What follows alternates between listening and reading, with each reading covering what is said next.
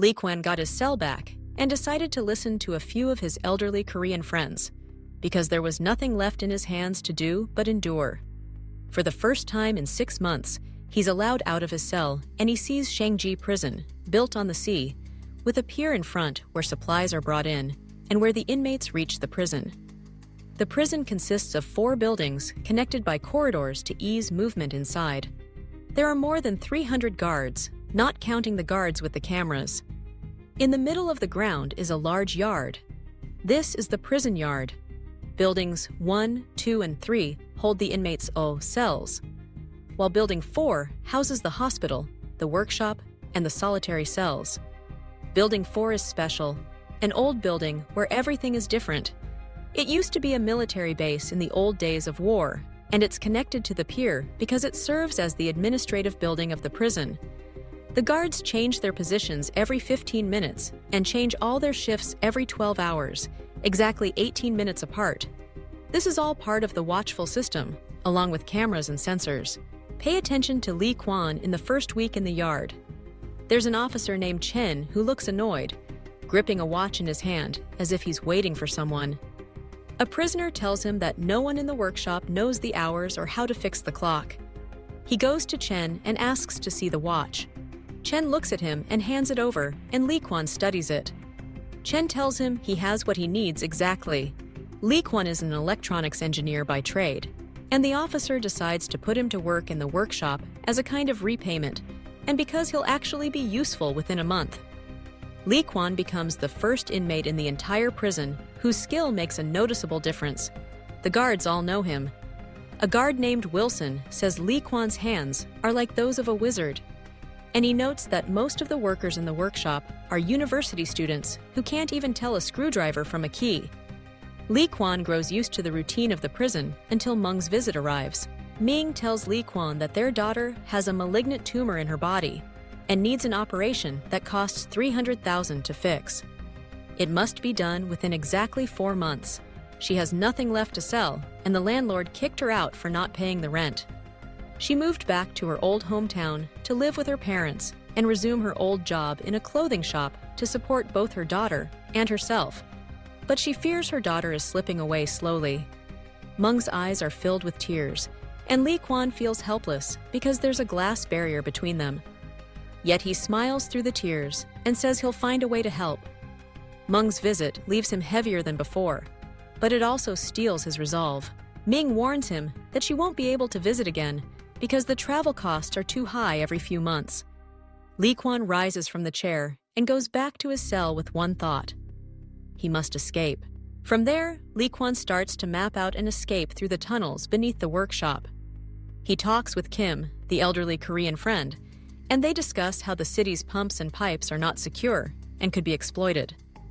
Li Kuan realizes the key is to get his hands on the maps of the entire prison and the tunnels, and to figure out an exit that could lead to the sea or the drainage system that runs toward the pier.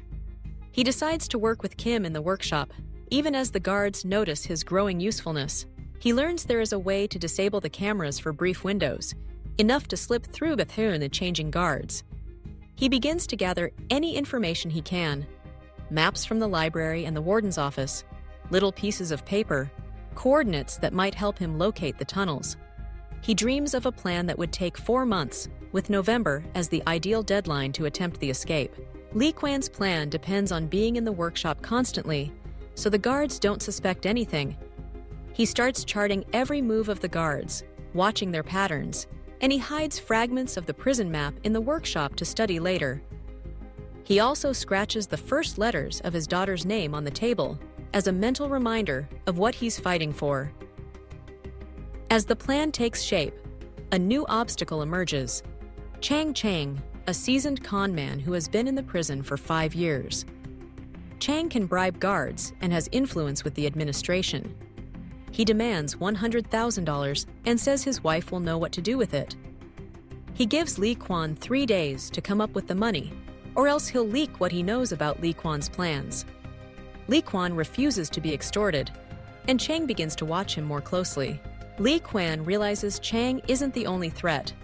Chang often slips into Li Kuan's thoughts during the nights in the solitary cell, where a guard named Wilson accompanies him in and out. After 3 days, Chang visits Li Kuan again and presses him to act, saying he's learned enough about Li Kuan's relationship with Wilson to leverage him. He warns that if Li Kuan doesn't pay, Chang will expose him. Li Kuan remains tight-lipped, but the danger becomes real. With those pressures bearing down, Li Kuan weighs 2 routes when the moment comes: either tunnel under any building in the prison or drop into the sea from a prepared exit along the coast. There are only about 30 seconds left in the plan's countdown when a burst of rain and thunder seems to push him toward a decision. Li Kuan chooses the route to the right, the path that leads toward the sea. He crawls through the tunnels, watching the walls, avoiding the searchlights, and finally reaches a manhole that opens onto the coastline. He manages to swim and dodge the light from the guard tower, reaching a boat anchored on the pier near the shore. He cuts the rope binding the boat and uses it to push off, slipping away from the prison and into the open water. He travels away from Changi Prison, finally drifting towards safety as the sea carries him farther and farther from the walls he left behind. The next day, the prison's administration and the press react to the first-ever escape from Changi.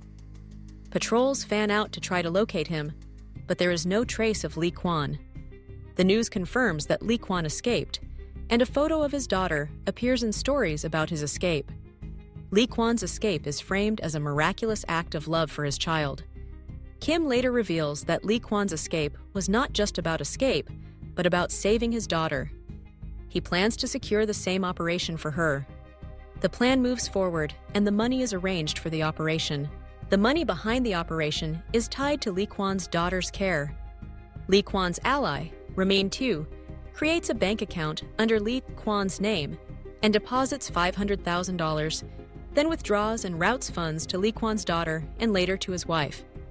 The remaining money is accounted for in Li Kuan's memoirs, which his wife publishes a decade later. The publication reveals the full story of the escape, but the details remain hidden from the public. The papers report that Li Kuan, his wife, and their daughter are living somewhere unknown, though the truth is that Li Kuan's motive was always his daughter's life. In the end, Li Kuan's memoirs reveal the core truth. He escaped not for himself, but to save his daughter. The world learns that he did it, but few know exactly how he managed it. The story leaves one question hanging: how did a man pull off an escape of that magnitude?